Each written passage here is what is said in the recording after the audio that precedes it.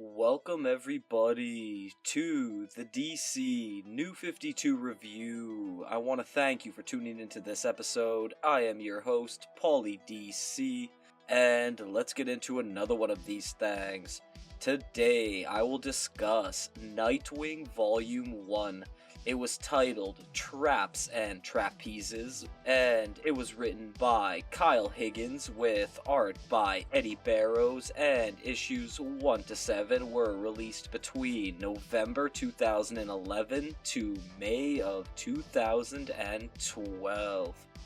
Richard Grayson, the first boy wonder and sidekick to Batman, was created by Bill Finger, Bob Kane, and Jerry Robinson in Detective Comics number 38, April 1940. However, he did not don his titular persona here and the new look until Tales of the Teen Titans number 44, July 1984 by Marv Wolfman and George Perez. His origin is quite similar to his adopted parent having lost his parents as a child when they were murdered by mobster Tony Zuko in a circus where the family performed acrobatics as the Flying Graysons. Since then, Dick was trained by Bruce Wayne to be Robin, where he would then go on to be a romantic partner to Batgirl Barbara Gordon, founding member of the Teen Titans, and even had to hold the cape and cowl for a bit, which brings us neatly along to where this series begins. Issue number 1 opens on Dick Grayson back in Gotham patrolling his corners, and the reason he's saying that he's returned is because the Batman R.I.P. story took place just before this one, with our main guy posing as the Dark Knight, but now as Nightwing again. We see some awesome art early displaying his acrobatic skill, and in the following scene he takes down some freak guy straight out of a Saturday night horror flick, before passing by the traveling Haley Circus, the place his parents died, and he hasn't returned since. Over in another part of the city, a simple-looking guy arrives by bus. However, he's much more than he appears, as two muggers go after him, resulting in their nasty deaths at his hands while also seeming to be vision impaired. The following morning, we see Dick's apartment before he finally decides to visit the circus, wherein he reconnects with current ringmaster Brian Haley, Jimmy the Clown, acrobat Mark, and old girlfriend Rhea Vestry, an original creation and one of my favorites from this series. And obviously when you look at her hair color, it's clear that Grayson has a thing for redheads, even stating this himself, like mentioned in Batgirl Volume 1, and Rhea even looks like Barbara minus some hoop earrings. More on her to come though, as Dick heads home during nightfall and suddenly he's ambushed by some costumed assassin calling himself Psycho, spelled S-A-I-K-O and not P-S-Y-C-H-O, which means best in Japanese. However, seconds after Dick ducks out to switch into Nightwing gear, this new foe savagely kills two cops. Plus, isn't it very easy to deduce now that Dick is Nightwing? I mean, even if you were vision impaired, one leaves completely moments before the other randomly shows up? Come on. Anyway, the two fight until Psycho leads Nightwing into a rooftop water tank trap, leaving him in not the best situation.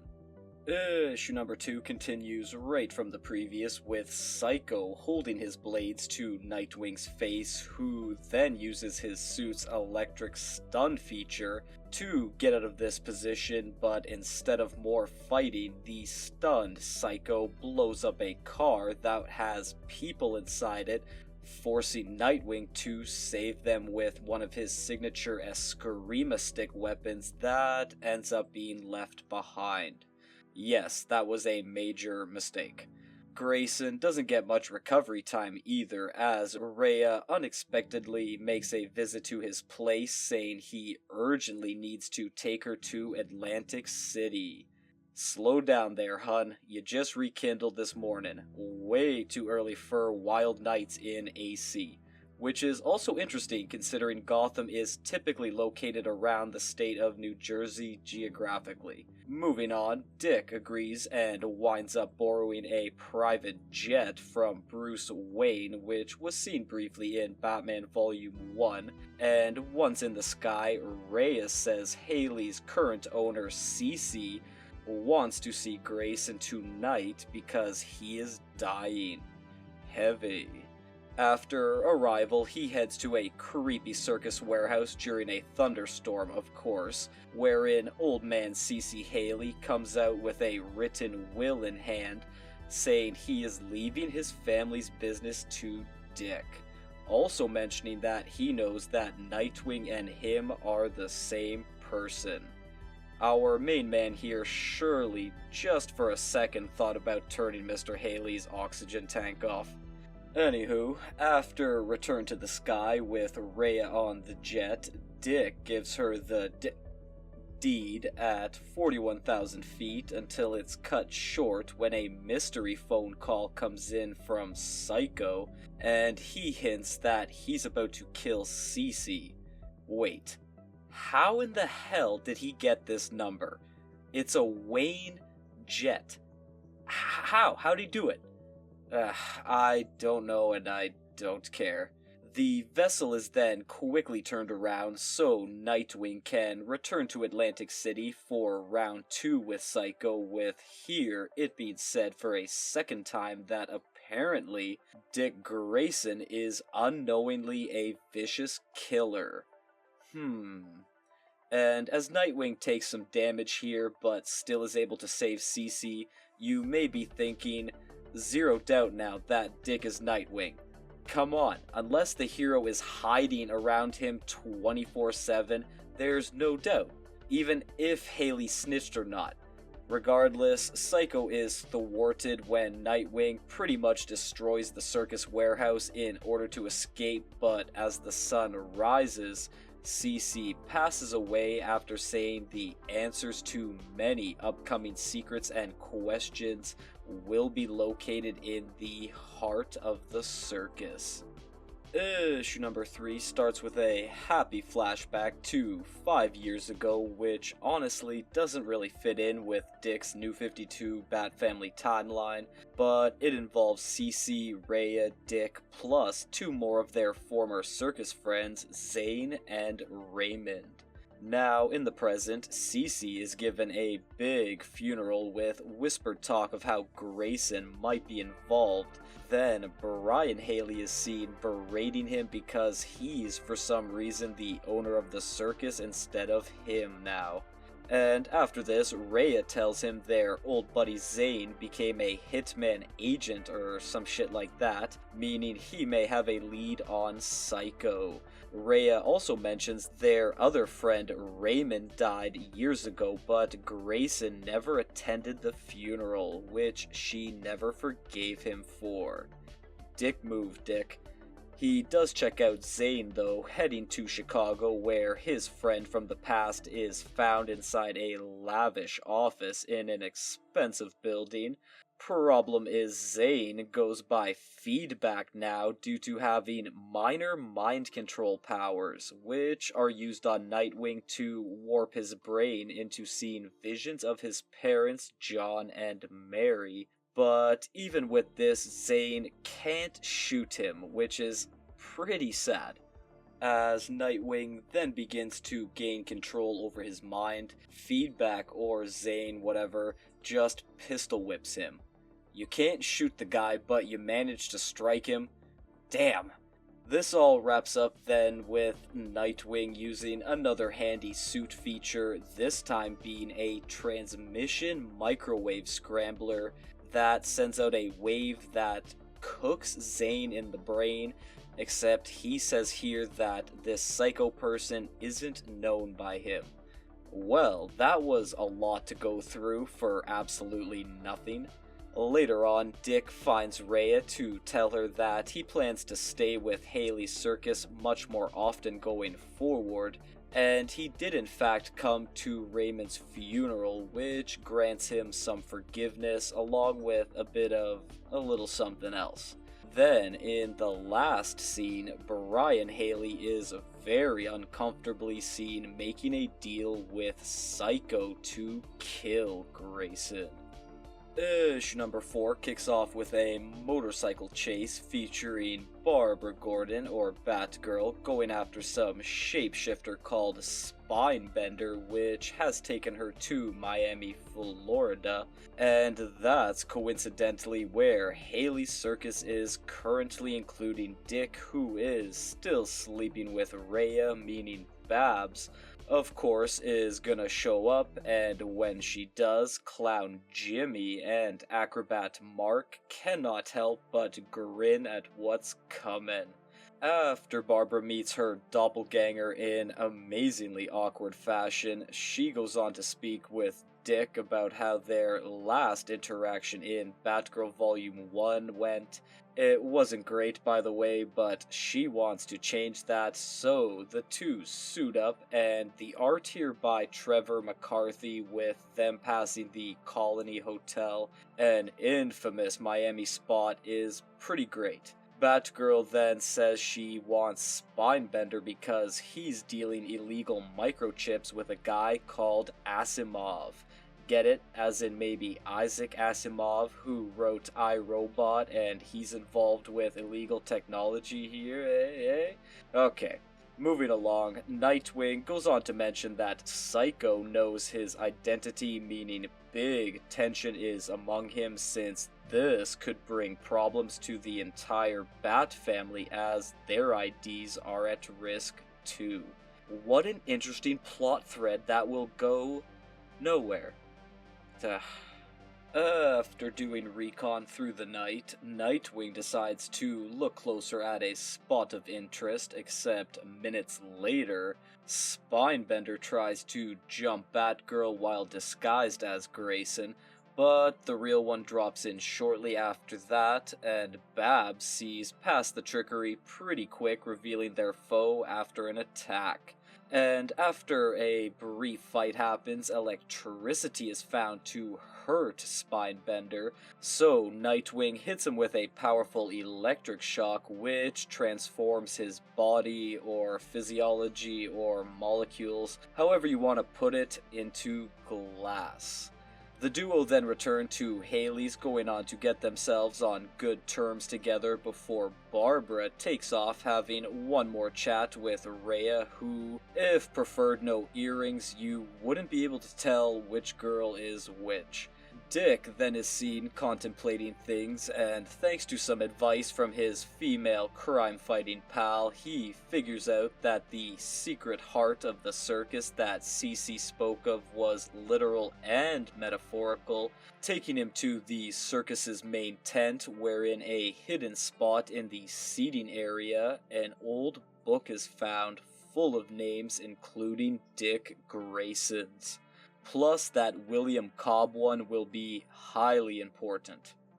Issue number 5 was actually my favorite in the book, starting on a voodoo lady in New Orleans named Zona, summoning the large demon Acheron, which is the name of a river in Greece, and involved in the underworld of that country's mythology. But anyway, she asks him to take someone from Haley's circus, and if you notice Jimmy the Clown looking uneasy while reading a note last issue, you're already ahead. Nightwing is then cut to on his motorcycle, jumping onto a moving train due to still traveling with Haley's, who are currently in Louisiana, and the next morning Jimmy is seen looking at another note while complications with the big top causes Rhea to interrupt Dick from a nap involving his flying Grayson days with acrobat buddy Raymond. And why would Miss Vestry be so upset about Barbara showing up? Dick never asked her to, also she was the one making things weird while seeming a bit jealous. The guy can't win. Now for the good stuff, as night is upon and the circus is performing, a profusely sweating Jimmy is found by Dick right as Acheron hits the scene to knock the snot out of him for trying to protect Jimbo, who then gets kidnapped. So Nightwing hops on his motorcycle, traveling into the bayou to a big graveyard, naturally, where Zona is seen to be the past jaded lover to Haley's resident clown. What a cute couple. Nightwing leaps in to help right as the freaky voodoo begins though, and after stunning Zona, he tries to fight Acheron with fists at first, which isn't the best plan, so a quick change in strategy lures this rhyming demon into fumbling himself back through the hell portal crypt he came from, thus stopping Zona from completing her ritual on the strapped up Jimmy, who doesn't seem the least bit suspicious that this Gotham-based hero that has striking resemblances to the dude who's suddenly with your circus randomly showed up. The two then talk out of costumes the following morning, but way more importantly, to finish here, Rhea is seen working with and being in love with Psycho, also formulating a plan to kill Dick because this new foe of his just happens to be his supposedly dead buddy Raymond. Whoa. Issue number 6 begins with Nightwing in Texas due to hitting all the local crime hubs in the cities that the circus is visiting, and he's currently in the club of gangster Terrence Clark, but has to go through his bodyguard Shocks, spelled with an X first, which he does by causing him to break through the fish tank built into the place's floor with his mech suit. Very impractical, and that interior element could have been seen more aside from one panel before casually being used to end the fight. Don't matter, because after that's done, Terrence is put in the classic hung upside down from a high height, so info can be gained with him telling Nightwing that he's aware of Psycho, but apparently the guy has gone off the radar due to personal business. Nightwing didn't really have to do any of that though, because Rhea and Raymond are seen planning their final move on him in the form of getting Brian Haley to set up a trap show involving a memorial night for the Flying Graysons, and when Rhea presents this devious idea to Dick while they walk the Alamo, he instantly knows that something is wrong. However, he goes through with it after Brian cleverly calls him out for his lack of business interest in the circus in front of all the performers. There's also a quick scene next of two detectives in Gotham, Brooke and Nye, finding two dead bodies that were beaten with one of Nightwing's Eskrima sticks. More to come in Volume 2. Over to the day of the Flying Graysons show, Dick is trying to prepare for Psycho by securing the premises until Alfred Pennyworth makes an appearance to give his respects and mention Bruce Wayne is still missing, which can be seen in my Batman Volume 1 video. Later that evening, Dick is forced to do an opening commemoration speech on his parents, and his genuine words about family actually seem to have an effect on Rhea.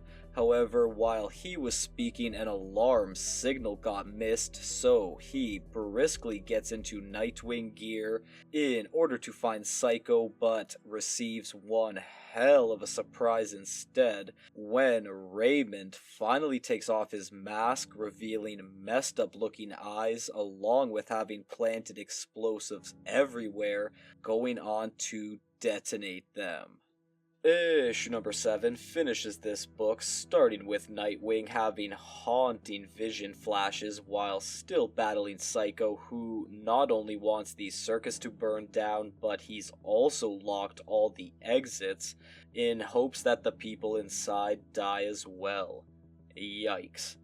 Now, in the ensuing scene, the first mention of the Court of the Owls is mentioned, with this secret evil cabal faking Raymond's death so they could recruit and torturously train him to be an assassin, but he was deemed no good, going on to be left in the wilderness, explaining why his eyes look the way they do. Anyhow, the fighting continues with Psycho saying he used magnesium firebombs, but that don't matter because Nightwing breaks down a large piece of the circus tent, causing it to crash to the ground. And since the area just so happens to be situated on top of the Gotham catacombs with soft sand beneath, the big collapsement smothers the deadly flame. Right. Raymond and Grayson pick up their fight, fumbling around the falling apart location, and things improve even less when Dick is told here that Rhea was in on everything while also two-timing him. Well, she's definitely not as psycho as, Psycho, going on to regret her choices and ultimately opens the doors to free those trapped inside. So, Raymond's next move is to try and distract and dishearten Dick by telling him that the Court of the Owls' original choice was him, with Ramo being the second choice, and this is why Grayson's name was in that mysterious book discovered earlier, with the truth being Haley's circus talent would be recruited each generation to then be transformed into top-level killers. Wow. And the reason Dick wasn't recruited was because his parents were killed and he was taken into the care of Bruce Wayne. Nightwing isn't getting any more answers though, as Psycho goes in for a kill but is thwarted and strung up, but he decides to take his own life for highly questionable reason, severing the cable that's holding him, thus sending his body to a fatal fall. Damn.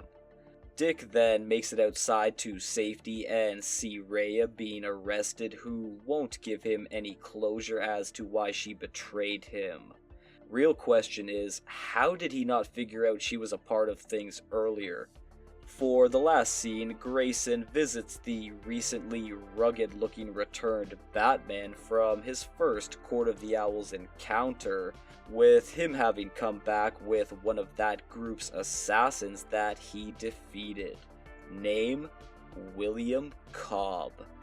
Why important here though? Well, aside from this sequence being depicted quite similarly in Batman Volume 1, Dick finds out that the COO already had him tracker chipped with an owl tooth that Bruce expertly knocks out of his mouth thanks to a backhand. There's more too, because William Cobb turns out to be Dick's great-grandfather, which really doesn't seem to bother him nor disturb him much at all. So he gets a word in with Alfred, who tells him about his Eskrima stick being at the crime scene of 2 dead bodies. Alright.